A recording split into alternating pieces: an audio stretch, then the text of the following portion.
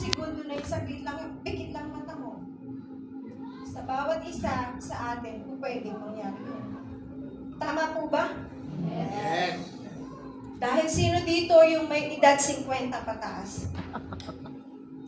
Wow, 61-year-old. Dapat 100% yung nitric oxide na bumubuka, pampabuka ng ating ugat. Pero pagka edad 50 pataas, 35%, 15%, so ano mangyayari? Sumasara na yung ugat. That is why marami talaga ang inaatake sa puso. And name all the inflammation sa ating katawan.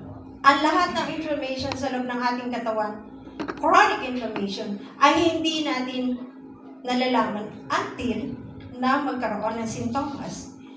Yung chronic inflammation na ito ay siyang nagbibigay sa atin ng iba't ibang karamdaman para tayo ay bumagsak o kaya naman madaling tumanda o kaya naman magkaroon ng mga comorbidities. Ibig sabihin, may sakit ka ng diabetes, hypertension, at mayroon pang ibang darating. Katulad ng sumasakit ang paa, tusok-tusok, lumalabo ang mata because of cataract, glaucoma, mayroong pangmanhid ng kamay, at saka mayroong pong panglalata. Madaling mapagod. Antok ng antok. Nakaupo dyan, mamaya-maya, uwi na ang ulo. Bakit ganoon? It is because yung pong mga chronic inflammation sa loob ng katawan natin naroroon na hindi natin nalalaman. At ito ay dahilan po na pagbabara doon sa daluyan ng ugat. Yung mga cholesterol plaques at saka po yung mga blood clots and other substances na nagka-contribute upang magkaroon ng pagbabara ay yung tinatawag na endothelial dysfunction. Ang endothelial dysfunction, ito po ay yung hindi paggana ng function ng lining ng ating ugat. Kasama na po ang muscle doon, which is called the myometrium, na kung saan responsible sa contraction ng ating mga ugat. Kapag kung hindi natin na-arresto yun, hindi natunaw, hindi po natin na-prevent na mag-attach doon sa ating mga ugat, ganyan mangyayari. Magkakaroon ng rupture. Nagkaroon ng rupture, itong mga blood clots na yan, babara sa maliliit nating ugat. And mostly, yung maliliit nating ugat, doon sa ating brain, sa ating heart, doon sa ating maliliit na ugat sa peripheral. At mangyayari, magkakaroon tayo ng problema later in life. Ang nitric oxide ay na-discover noong 1998, just a review for old and just an information for the new. Sino bang bago? Pakitaas kong kamay.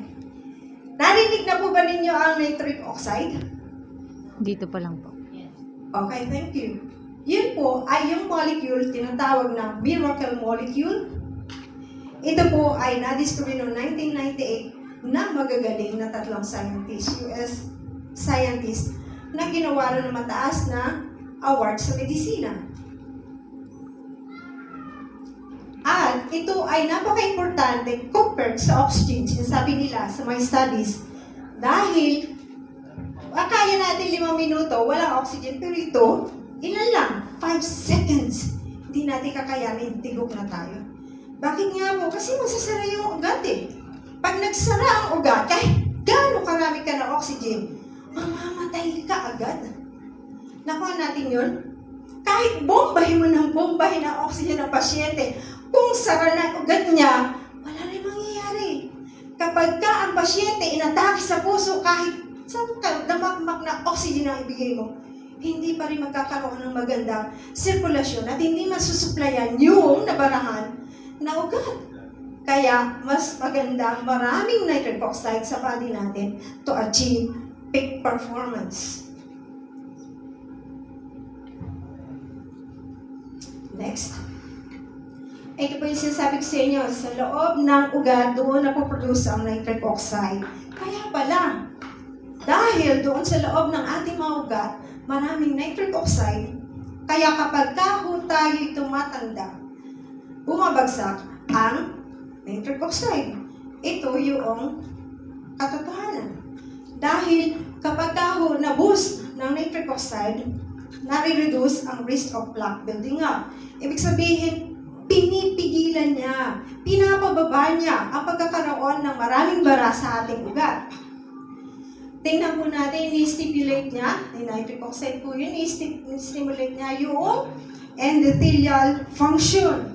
Pagka nag-release ng nitric oxide, and it is a cycle para magkaroon ng malusog tayo na ugat, para magkaroon tayo ng magandang sirkulasyon, magandang traffic, walang congestion. Pagka maganda ang sirkulasyon sa loob ng ating katawan, healthy ang ugat, healthy ang tao, magandang supply ng nutrients sa bawat organs, sa bawat system ng isang tao. And not only that, for the dilatation of blood vessels, it also a signaling molecule for all the system ng body, namely, primarily sa cardiovascular, ibig sabihin cardiovascular from the heart to the other different parts of the body, respiratory, musculoskeletal, cellular, nervous, immune system, gastro, and sexual health. Imagine, nitric oxide plays an important role in all this system. Eh dito tayo nabubuhay. Isa lang dyan, ang mawala ng nitric oxide supplies, mahihirapan ng isang tao. And from the studies, enter nitric oxide as a miracle signaling molecule, naturally produced in the epithelium, as we have said, but age-dependent level reduction. Short-lived gas. Gas po ito. Halimbawa, meron kayong sunrise, sunset, and night. Sabihin, ito nitric oxide. No, it's the wrong term. Huwag niyo sabihin, ito may nitric oxide kami, kayo wala. Hindi po. Ito po ay nakaka-encourage na mag-produce ng nitric oxide sa loob ng ating katawan. It is because ang nitric oxide is a gas. It is not a liquid, nor solid, nor any other form of molecules or matter, but rather it is a gas. Short-lived, meaning, pagka binigay, mawawala agad. Kaya kailangan sustained. When you say sustained, tuloy-tuloy ang pagbigay mo ng supply. That signals arteries to relax and expand, immune cells to kill bacteria and cancer, added to this antifungal and antiviral.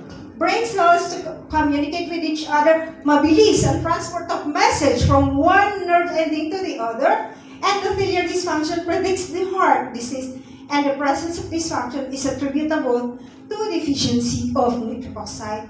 So it is really, truly, nitric oxide is very important. It's crucial in our body to be supplied inside and outside. And as shown here, kapag araw na boost ng nitric oxide ang congested na arteries, ito po ang nangyayari. So, bumubuka. Kapag bumuka, gumaganda ang flow. Rather than this one, maganda ang flow ng red blood cells and other substances inside our body.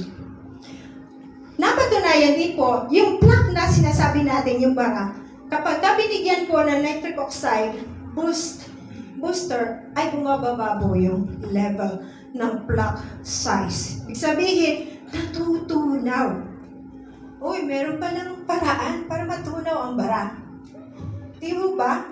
Kaya yun ang magandang bagay na lagi ko sinasabi sa pasyente ko, Dok, para saan po ba yung nireseta nyo? Kasi I do prescribe pang-repair, pang-ayos ng mga nasisirang ugat. And ito nga yung sagot from the outside source, ang Kayani Triangle of Health, the Marie Kayani Triangle of Health, namely the Sunrise, Sunset, and the Nitro family. Ang isang sunrise, napakahalaga, napakaganda. It has increased antioxidative score value.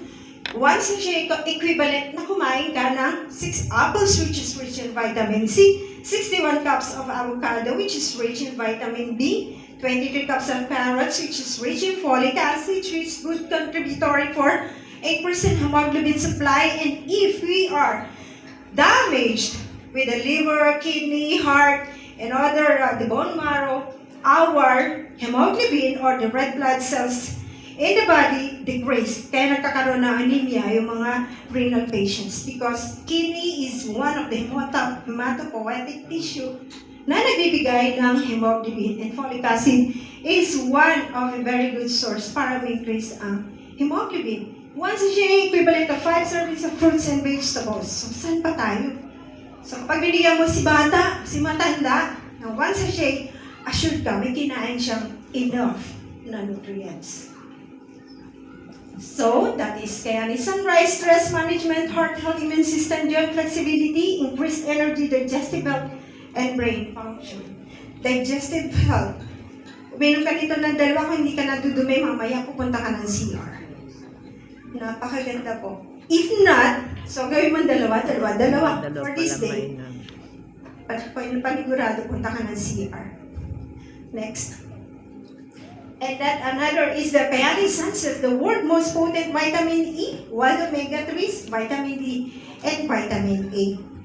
Omega-3 has been known to be support to our brain cells because omega-3 fatty acids converted to DHA and EPA, which are very good fatty acids that will reduce neuroinflammation. Good for cognitive function, good for stroke patients, good for memory losses, senile dementia, and so on and so forth regarding the brain function. Our vitamin E is the potent vitamin E of the century, tocotrienol, not tocopher. It has been said that tocotrienol is the #1 anti-inflammatory agent inside our body once it has reached the tumor cells, concentrated in that cells in order for this to be suicide. Ibig sabihin, pinapatay, nagpapakamatay sa sarili. Apoptosis, yung angiogenesis, pinipigilan niya. Hindi siya nakakapag-produce ng maraming mga ugat para lumaki lalo ang bukol. Kaya naman, pagka binigyan mo of a certain dose, a correct dose of every case, depending the severity or the size of the bukol, nagdi-decrease yung size. And we will show that later. The vitamin D for the bones, vitamin A for the eyes, good. And you know what? Pagdating sa gabi, napakasarap ng tulog. Kahit anong oras ka matulog, kahit 2 o'clock, 3 o'clock, pag gising mo sa umaga, walang hangover. Hindi masakit ang ulo mo, masarap ang gising mo.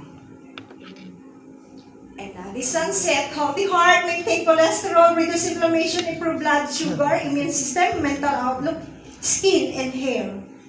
So sabing ganon, maintain cholesterol, really, nakakatunaw po ng cholesterol. Kanina, anti-inflammatory, nawawala yung pamamaga ng ating mga ugat and tissues sa loob ng ating katawan at yung mga cholesterol plaques natutunaw. And there were studies na yung cholesterol and the triglycerides bumababa kapag binigyan po nito. Together with the sunrise, of course, and the night. And the tocotrienol benefits supports cardiovascular health, supports healthy inflammation response, cognitive function, immune response, bones, skin, and hair. Next. This is what I'm telling you a while ago, that fatty acids, especially omega-3 fatty acids, the fish oil from Guadalajara at Sakay Salmon, are important converted to EPA and DHA, which resolve neuroinflammation. Kaya naman sinasabi, Doktora, pagka ako nakain mo ko niyan, parang ang sarap ng pakiramdam ko. Yung isang pasyente, makakalimutin po ako dati, ngayon hindi na ako makakalimutin. It's because it helps a lot in the brain function. And the next is our Kayani Nitro family, the FX and the Extreme. Difference between the FX and the Extreme. Ang FX po natin, pure, no juice. Wala po ng CoQ10, which helps food convert food to energy. Magnesium, convert carbohydrates, protein, sugars, fats into other forms that will support muscle relaxation and nerve transmission. And zinc, maintain healthy immune system and wound healing. Chromium, which is very good for sugars or diabetes. Niacin, heart health, digestive, and others. And that is extreme. So, our Nitro family, reduce inflammation, increase energy, boost immune system, encourage heart health support, cognitive function. It is because this liquid when it comes in contact with our buccal mucosa, there are bacteria that will mix with it. You have to gargle in a few seconds and then swallow it. Dok, akakadiri, uminom mo na, lululunin mo pa. Sana na. And it's because the bacteria inside our mouth will mix with that to form nitrite. These are dietary nitrates, and then it will convert to nitrite, form more nitric oxide, and then when you swallow, convert it into our stomach, the acid of our stomachs, and then the essential amino acids, the L-citrulline, L-arginine, will further convert to nitric oxide. How many nitric oxide will be needed inside our body if you are in the age of 50s and 60s? More nitric oxide, and you have to speed up the support of this nitric oxide in order for us to have good health and good brain function. So these are some of my patients. I'm sorry for these pictures. Before you eat, I'm sorry if there are sensitive among you. Okay, let's see. Una po yung pananaki ang kulani. This is a case of lymphadenopathy of 28-year-old female na kung saan ang lalaki po ng kulani niya dito. Gusto pong i-biopsy ng mga doctors pero hindi siya pumayag. Hanap siya, second opinion. And then, she found me and then sabi ko, hindi ko papabiopsy yan, hindi ko papatusok yan. Payag ka ba? Na-manage kita. Sige po, Dok, paano ba gagawin ninyo? So, binigyan ko siya ng mega doses of our Triangle of Health. Week after week, pinababalik ko siya. Just comply. Ano nangyari? Paliit ng palit hanggang sa wala. Diba? So, isang bagay na nakakatuwa kapag ka isang tao natutulungan mo. Kahit hindi ka bayaran ng malaki, pero babayaran ka. Pero sinabi ko, malaki. Kahit hindi ka malaki. Because it's just rewarding for a doctor to see the patient having remarkable changes. Next.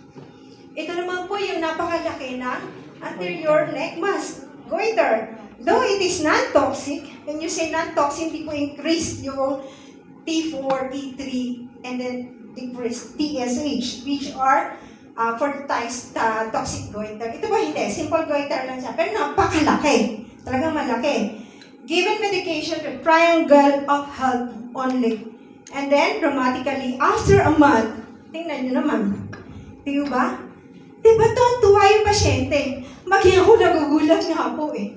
Dahil iyon yung nag-increase ng level of confidence of prescribing more at saka tulungan ang mga pasyente ko. In 4 years of using these products, really encouraged me to help more patients. And be bold, talagang sabihin ko, ano may tutulong ko sa pasyente.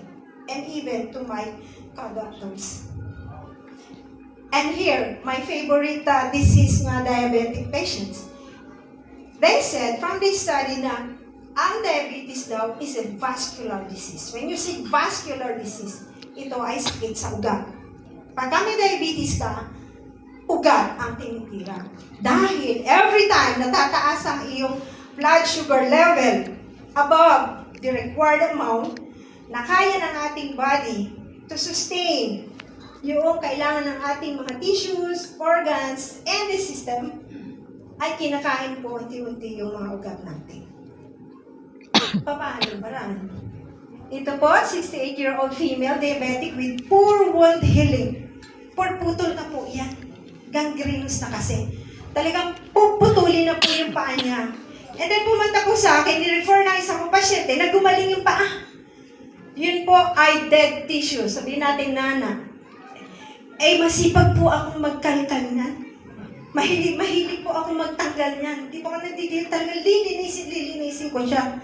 Bigyan niyo ako sa harapan ko ng mga pasyente. Tutulungan natin. Sige, tulungan natin na gawain natin kung ano nangyari sa kanila. Pagka nilinis ko po, hindi po natin ilalagyan ng hydrogen peroxide or betadine, nitric oxide precursor, nitro extreme. Pagkatapos ko malinis ito po, ang pinapatak po ng nurse ko, nitric oxide extreme po yan. And then tatakpan ko lang ng maraming OS and then bababalik ko the following day and then the following day. hanggang mag-improve siya. Pag nag-improve na po siya, after a week. Di ho ba? Matutuwa yung pasyente, matutuwa ang pamilya, matutuwa si doktor. And all these are hiningi natin ng awa sa Diyos. Gumagawa tayo, humingi ng awa, collaborate each other. Gumagaling ang pasyente. Pero hindi lang po bata-batakan, syempre, may binibigay tayo inside and then outside. Diba? Ang ganda? Next. Hanggang sa, nag-improve na siya. Ito po, yung picture na to is, after 2 years po, recently lang, no, isang linggo, pumunta siya sa akin. Sabi kong ganun, sino po kayo? Dok, ako yung nililinis mo yung pasak, pinipicturan mo. Una ko, dala-dala siya ng dalawang lalaki, binubuhat yung paa kanina. And then, after a week, siya na lang tumatakbo, Dok, picturean mo na. Ginaganon ako. And then, ito yung naging complication. Pakibalik po yung kanina, Sir Dok. Isa pa po. Ayun, nakita niyo po yung nakita niyo po, nakukuha niyo yung ugat niya ho, nadali na sa ilalim. Pati po yung litid niya. Next.